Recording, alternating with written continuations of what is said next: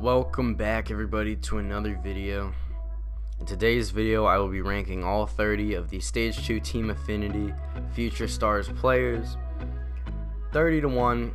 If you do enjoy this video, please be sure to like. But without further ado, let's get into the video. Alright, so we're going to be starting at number 30, and without a doubt number 30 is going to be Kevin Smith of the Blue Jays. This card is pretty terrible. So let's get into the problems with this card. First off, he has reverse splits. If you don't know what I'm talking about by reverse splits, it means that he hits righties really well as a righty. So typically you would see guys hit lefties better that are righty. It's just natural, and Kevin Smith does not have those. He has reverse splits, which means you're just going to be at a disadvantage while hitting with him. 75 fielding is pretty low for a lot of these Future Stars players. Like, really. A lot of them have diamond fielding, but he does not. His speed is okay, but that's about it. This card's pretty terrible. In at number 29, we have Jose Urquidy from the Houston Astros. What don't I like about this card? I do not like the fact that he is a part of the ass cheats. I know he was probably in the minor league system when they've been cheating, and he's a pitcher, so cheating doesn't affect him. I don't care.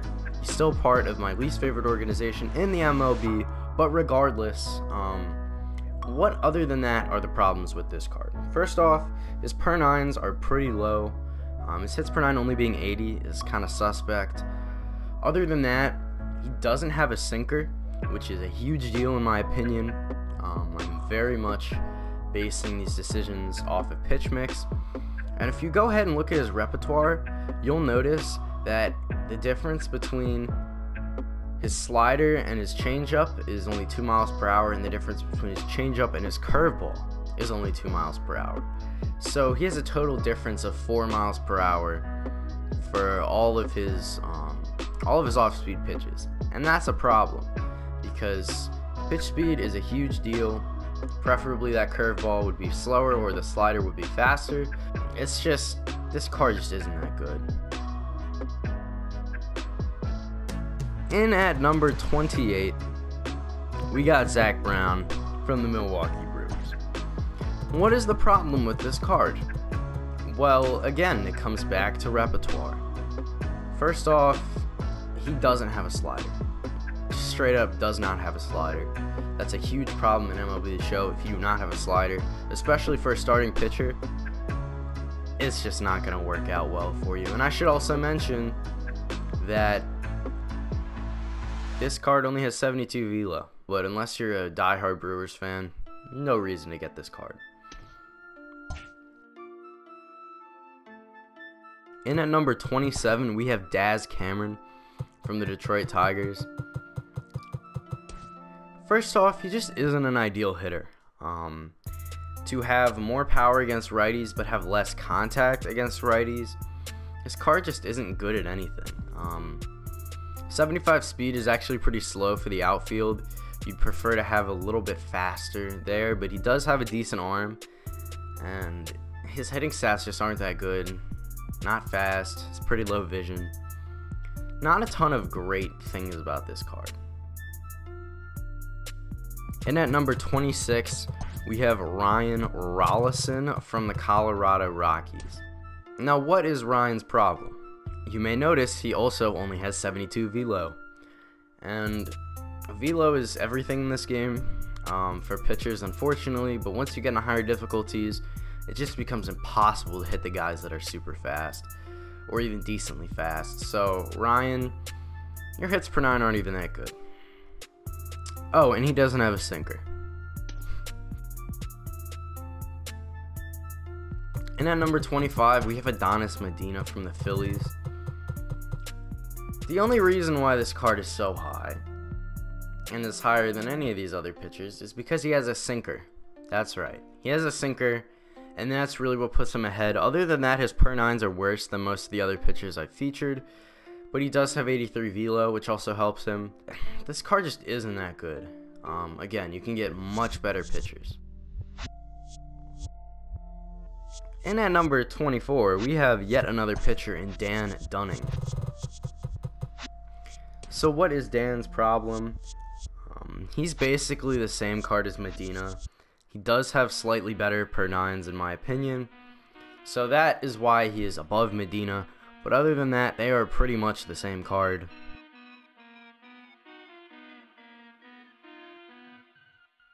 At number 23, we have Jorge Mateo, and I'm going to keep it pretty short and sweet here.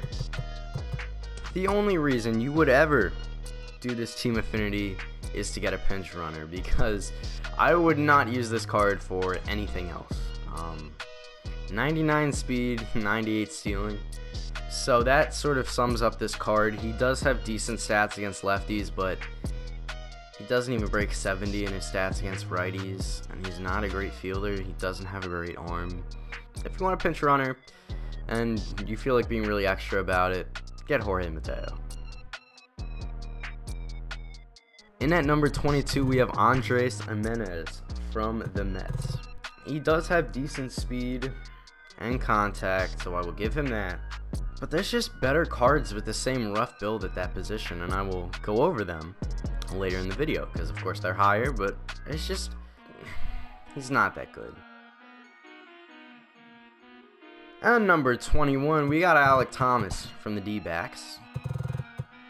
And at number 20, we got Taylor Trammell from the Padres. Now the reason why I'm sort of grouping them in the same camp is because they are basically the same card, except Taylor Trammell is just a little bit better than Alec Thomas at almost everything.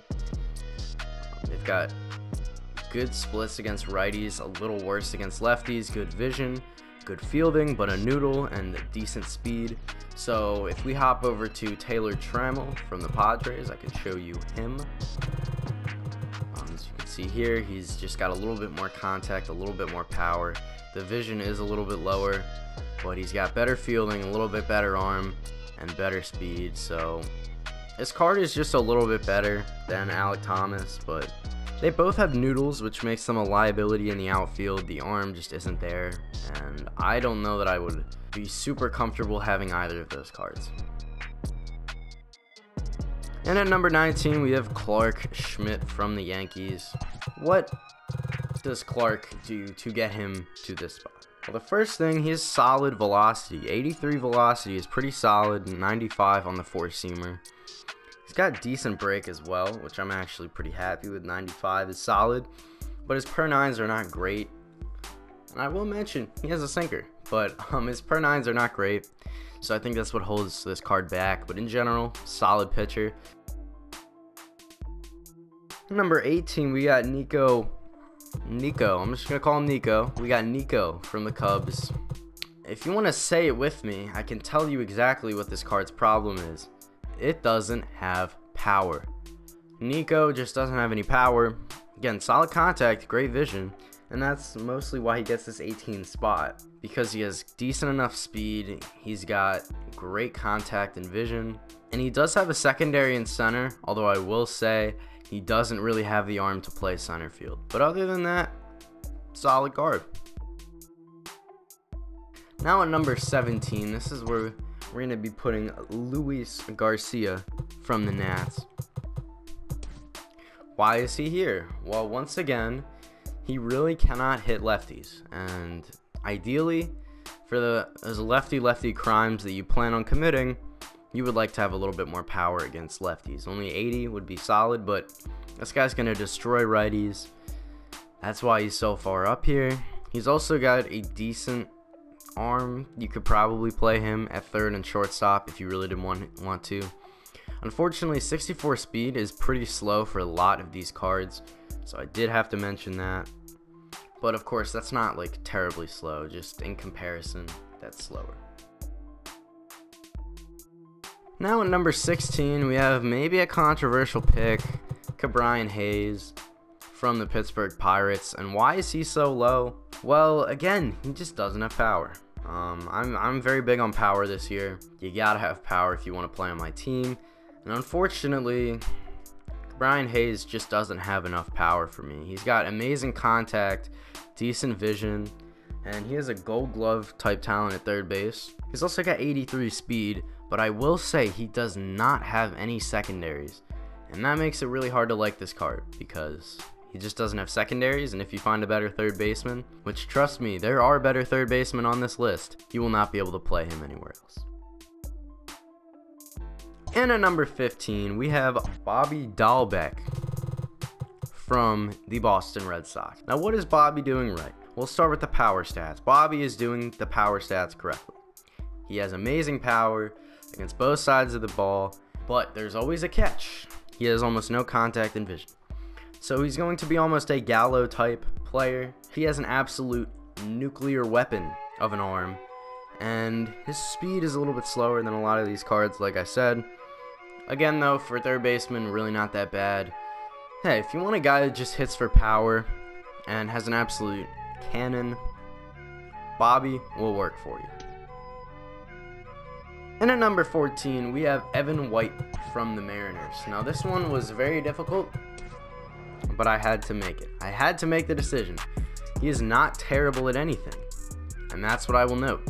He's not bad at anything, right? He's got great contact, solid power, solid vision, great fielding glove at first base, decent arm, not that that really matters, and 80 speed, which is extremely fast for a first baseman. But where does his problem lie? It lies in the fact that he doesn't have a secondary and he plays first base. So we're going to start with number 13, Ryan Mountcastle from the Orioles. What does he do well? Well, he is a first baseman that is a pure hitter. He has no hitting stat below 84, which is just kind of ridiculous, actually. But you may see the problem lies with the right side of the card, the right side of the stats. 68 fielding is awful for this. It's just terrible, and unfortunately that pretty much means that you have to lock him in at first base. I would personally never put 68 fielding, and that'll go even lower with the secondary position penalty, and I would never ever put that fielding in left field. So unfortunately he's basically a first baseman that's locked at first base, but he has such great hitting stats, I can't deny that. In at number 12, we have Josh Jung from the Rangers. So Josh is a fantastic hitter. Again, he has kind of interesting stats, better contact versus right, but less power than he does versus lefties. But he's got great vision in general, amazing fielder. For a third baseman, he has 80 fielding and an 87 arm, so he's going to get it done. But you may notice, once again, he does not have any secondaries, and that's a huge problem because there are better third basemen on this list. And at number 11, we have Brady Singer from the Royals. And Brady is one of the more interesting pitchers on this list. I think you could definitely justify putting him lower, but there's one thing that saves him, and it's the slurve. He has a slurve, the only pitcher in this group to have a slurve. So if you want more of that dirty Kluber slurve, I mean, Brady might deliver it. He also has a sinker. So sinker slurve combo is pretty dirty. Unfortunately, only 76 velo and 88 break is a little bit disappointing, and his per nines are not fantastic.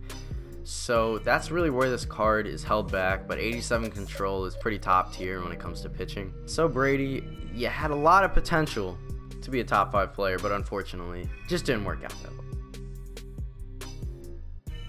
And at number 10, we have Brandon Marsh, who I have actually grinded out myself. But why is Brandon Marsh at number 10? Well, he's one of the most well-rounded players here. He's got really predictable stats, I guess, for a lefty. He's got solid enough fielding, an amazing arm, 85 speed, which is really nice. There's just nothing that sets this card apart. He's really not great at anything, and unfortunately that kind of holds him back. At number 9, this is going to be a kind of debatable pick. I think you could definitely justify him being higher on this list. But we have Alex. I'm just going to call him Alex, from the Minnesota Twins. He's a first baseman, but he does have secondaries in left and right field, and that saves this card in my opinion.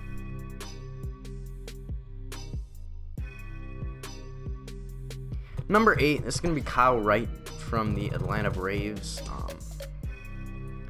So, what sticks out to me about Kyle Wright? First thing to note, say it with me, he has a sinker. Now, the second thing that I should mention, he's got 90 velo, which is really good. I think it's actually the second highest velo of all of these pitchers. So he's gonna have a relatively fast fastball. And his break is 91. It's a little bit lower than you like to see, but it's still solid. And he has good per nines in the 90s, along with 80 plus control. So I don't actually see a ton of downsides on this card. You might want to crank up the velo and the break a little bit, but in general, a really nice pitcher. Now at number 7, we are going to do Elliot Ramos of the San Francisco Giants. Elliot Ramos is one of the most well-rounded cards in the outfield that I've seen. He's even probably more well-rounded than Marsh. 91 contact, 81 power versus right, 84 contact, 89 power versus left.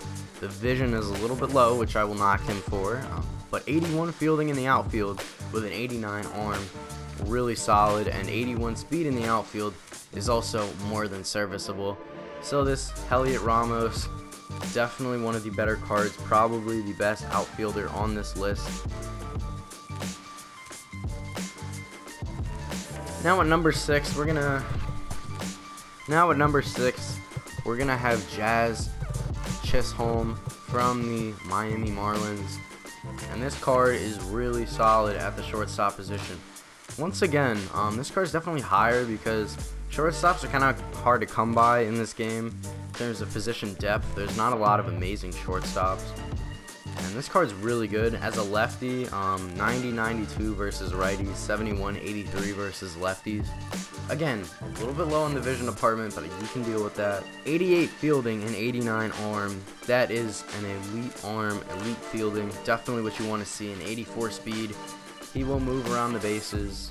This Jazz card is just really solid and in a position of need. Now at number 5, we have Nick Lodolo. Hope I said that right. Out of the Cincinnati Reds farm system. Why is this card so high on this list? He doesn't have velo. Well, the reason why is because he's a lefty. He's one of the 2 lefties that are mentioned in this promo, and you may know the first one was pretty terrible. So he is going to rank a little bit higher, but of course, he does still have a sinker. His per nines are elite level. He's got good stamina, decent velo, not great velo, but decent velo, and 90 break. So that's really why he's up here, because he's a lefty, because his per nines and stamina are amazing, and because he has a sinker. That is why he is on this list. Now at number 4, I'm sure this is going to be a controversial pick, but I'm going to talk about Vidal Brujan. Vidal. This is really important for you to understand why he's so high on this list. He is the only switch hitter out of all of these hitters that I have mentioned. So of course that is going to give him bonus points, but he has amazing contact and amazing vision. He also has elite level burners with 95 speed and 97 stealing. He's got a good enough fielding at 89, and he has a secondary and center field. I gotta back it up. I haven't had a whole lot of sample size, but out of 19 plate appearances, he has a 333 batting average with an 889 slugging. So he's been pretty good for me, and of course I'm really just waiting to break out with this card. But he's actually been really good in my very small sample size for me.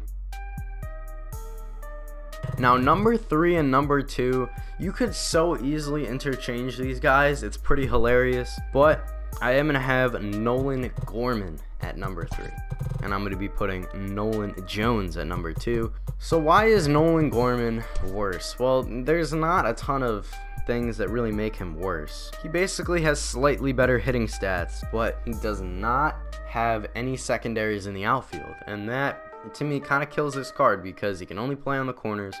Also, his arm is pretty low in comparison to Nolan Jones. But again, you could 100% justify getting Nolan Gorman over Nolan Jones. It's really up to you whether you need those secondaries in the outfield or you don't. But if I go over to Nolan Jones here, as you can see, he's just a little bit worse than Nolan Gorman in terms of hitting, but he has a 95 arm strength, and he does have those secondaries in left and right field. That is ultimately what makes Nolan Jones better in my opinion, but of course it doesn't really matter. You can take either of these guys and I don't think you would really notice a difference, to be completely honest. But neither of those two are better than my number one. You can say it with me if you know what's coming. Brewstar Graterol is the most unfair card I have seen in this Team Affinity promo. Better than Gallo, that's right, better than Gallo when he released. First off, he has 99 velo. You go over to his quirks, he has outlier 1, which means that his sinker is going to exceed that 95 mile per hour limit, and his per 9s are 197 respectively. He's almost got an 80 control and 92 break, so he is going to be almost unhittable on higher difficulties. You could consider the fact that he is going to basically be Corey Kluber with a faster sinker. Now, of course, his per 9s are going to be a little bit lower, but I mean, come on, this card is amazing. If you haven't grinded the Dodgers, grind the Dodgers, and if you want to play online in the next few weeks, be prepared to see this card a lot. That was my list. Thank you guys so much for watching. If you did think that I missed anything, maybe I ranked the guy too high, I ranked the guy too low, definitely leave it down in the comments below. And without further ado, I'm gonna end this video here. Thank you guys so much for watching. Peace.